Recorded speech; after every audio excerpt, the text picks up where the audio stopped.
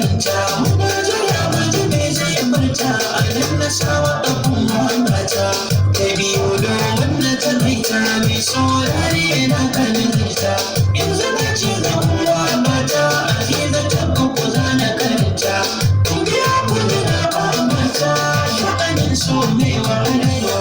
Yau Aziza ta ba shi da uku za a raba mu. Ni da Aziza gaban ambanta mun yi dubun kaɗan da kinta. Muna jira mu ji me zai furta a nan na samu abun mamata.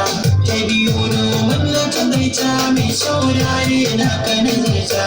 Yanzu na ci gaban mamata Aziza ta uku za na karanta.